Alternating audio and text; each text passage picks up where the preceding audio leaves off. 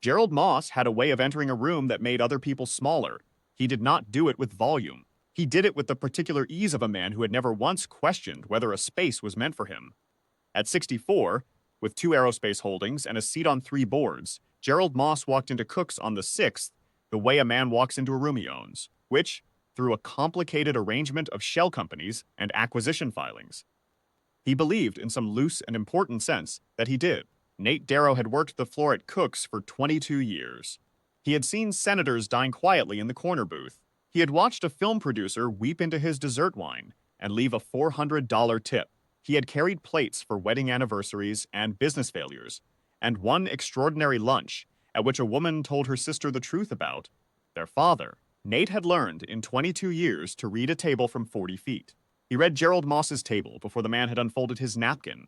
4 guests, 2 junior associates from Moss Capital, a regional vice president of something Nate could not name, and Moss himself at the head, already scanning the room with the practiced dissatisfaction of a man who needs an audience to feel correct.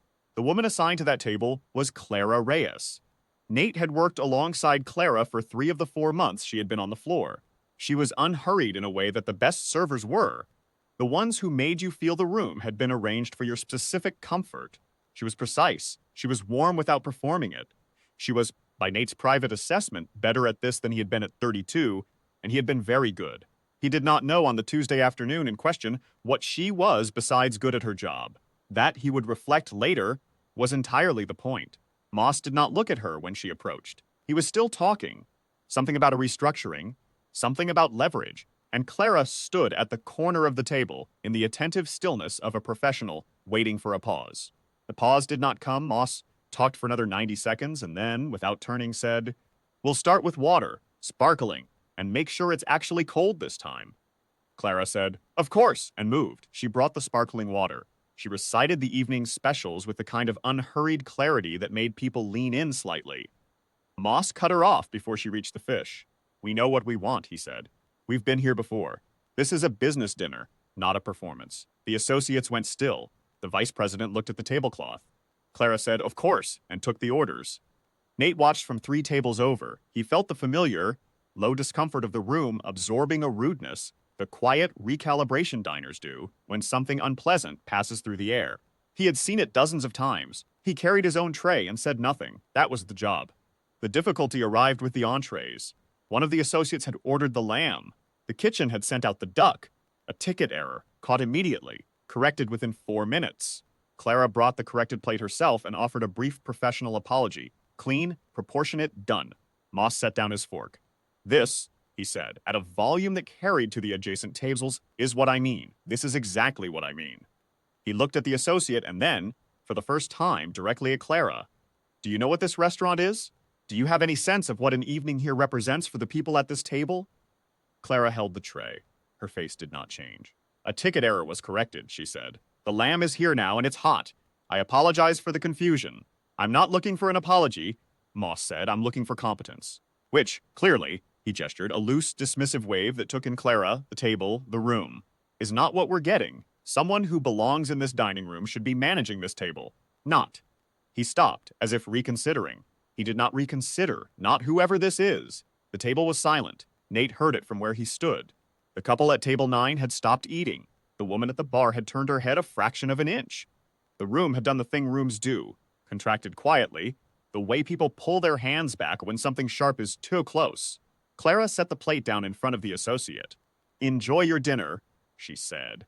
She walked, without hurry, toward the service corridor near the back of the room. Nate tracked her without meaning to. He expected to see a woman managing herself. The clipped walk, the tight jaw, the particular posture of someone holding something down until they reached a private space. He had worn that posture himself, more times than he could count. What he saw instead was Clara Reyes take a phone from her jacket pocket, dial a number she clearly had memorized, and speak for approximately 40 seconds in a voice too low to carry. She was not distressed. Her posture was the same as it had been at the table, level, unhurried, composed. When she finished the call, she put the phone away, stood still for a moment the way a person stands when they are thinking through the next 3 steps, and then turned and walked back into the dining room.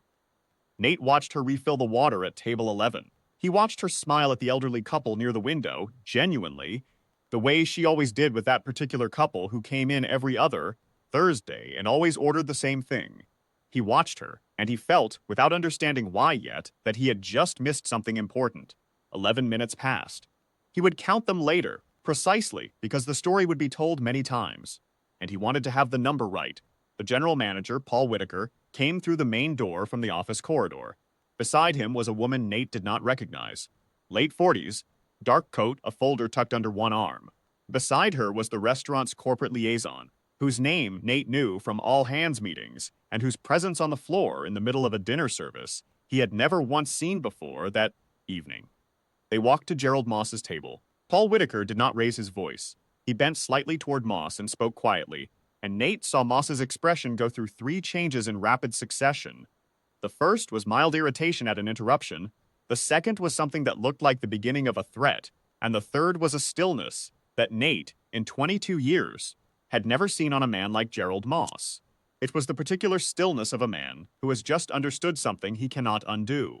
The woman in the dark coat opened the folder and placed a single document on the table in front of him. Clara Reyes walked across the dining room. She took the pen the corporate liaison offered, and she signed the document on the table. She did not hurry. She did not look at Moss while she signed.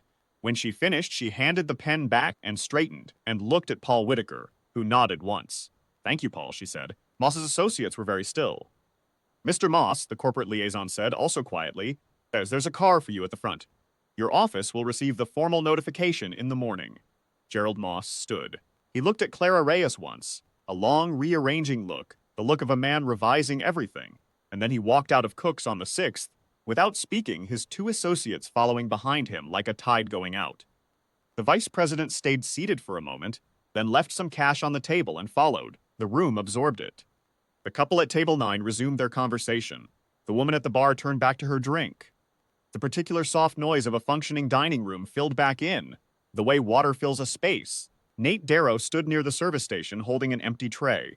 He had worked that floor for 22 years. He had been certain, in the way that long experience makes a person certain, that he understood the room, who belonged in it, what kind of person held which kind of weight. He had watched Clara walk to the service corridor and assumed, automatically, that she was doing what servers do when they need a moment, enduring, containing, getting through. He had not asked. He had not seen. He thought about that later, with the particular discomfort of a fair-minded man who has discovered a blind spot he should have found sooner. Clara finished her section. She closed out her tables with the same unhurried competence she had brought to every shift. Nate had worked beside her. Near the end of service, she paused at the server station where he was rolling silverware. "Good section tonight," she said, the way she always said it, because she always said something decent at the end of a shift. Nate looked at her. "I should have said something earlier," he said. "At the table I heard it." She considered that for a moment. "You had your tables," she said still. She nodded, accepting it without dismissing it, the way a person accepts an honest thing. Then she picked up her jacket from the hook and walked out. Nate stood in the quiet of the closing restaurant and thought about what it meant to see someone clearly. Not the title, not the folder, not the document on the table, just the person who had stood at a hostile table with a tray in her hands and said, "Enjoy your dinner," and meant it, and walked away composed and made one quiet call, and let the truth do what truth does. That was the part that stayed with him. Not the folder, not the pen, the composure, the absolute unhurried composure of a woman who had known, from the moment the dismissal was spoken, exactly how the evening would end.